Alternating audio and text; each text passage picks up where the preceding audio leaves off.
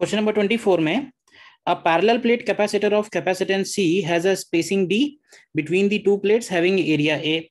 The region between the plates is filled with n dielectric layers parallel to its plates, each with thickness given है.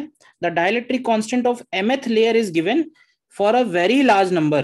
The capacitance बताना है. अब देखो ये question ना, ये क्वेश्चन बहुत पॉपुलर क्वेश्चन है और मैं तो बहुत सालों से ये क्वेश्चन, जैसे ही डाइलेक्ट्रिक कांस्टेंट वेरिएबल स्टार्ट होता है पहला क्वेश्चन तो यही होता है. हाँ, बस ये कि उस क्वेश्चन की शकल थोड़ी सी आईआईटी वालों ने बदल दी. शकल क्या बदल दी? प्रेजेंटेशन बदल दिया एक तरह से. देखो है क्या, एक कैपेसिटर है, ठीक है, ये रहा. ये हम लोग हमेशा से करते हैं कि उसका जो डाइलेक्ट्रिक कांस्टेंट है वो कंटिन्यूअसली वेरी कर रहा है पॉइंट ए से लेके पॉइंट बी तक. अब उन्होंने क्या किया है, उन्होंने बोला कि इसके हमने इनफाइनाइट लेयर्स, इनफाइनाइट टुकड़े कर लिए. जैसे हम लोग इंटीग्रेशन करते हैं तो इंटीग्रेशन में यही तो बोलते हैं कि जहां वेरिएबल चीज आ जाती है वहां पे हम उसके इनफाइनाइट पार्ट्स करते हैं. तो उसने यही बोला कि जो डाइलेक्ट्रिक स्लैब है इसके हमने एन टुकड़े किए और एन की वैल्यू वेरी लार्ज है, यानी हर एक टुकड़ा एक टेंडिंग टू जीरो हो जाएगा विड्थ का. तो उसको हम लोग बोल सकते हैं डीएक्स विड्थ.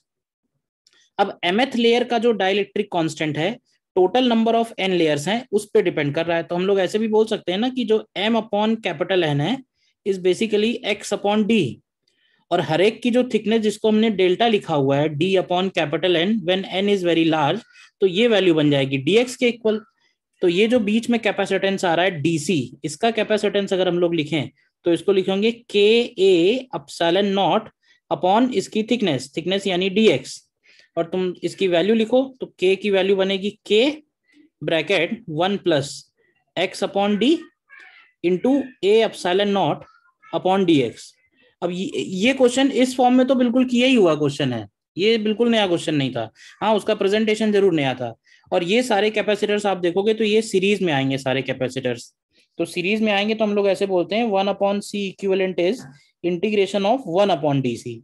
तो integration of 1 upon D C लिखेंगे तो 1 अपॉन ए अपसाइलन नॉट इधर आ जाएगा, इनफैक्ट के भी आ जाएगा, और इंटीग्रेशन के अंदर बचेगा D x upon 1 plus X upon D, और एक्स की लिमिट्स पड़ेंगी 0 से लेके डी तक. तो ये जो इंटीग्रेशन है ये ln2 के इक्वल आ जाएगा. तो यहाँ से सी इक्विवेलेंट की वैल्यू आ जाएगी K A epsilon not upon D ln2. अब इसमें हमसे पूछा हुआ था कि इसके साथ में एक अल्फा लगाया हुआ है, इसके साथ में एक अल्फा लगाया हुआ है, तो उस अल्फा की वैल्यू क्या है? तो इस अल्फा की वैल्यू यहाँ से अल्फा इक्वल टू 1 हो जाएगा. That's it.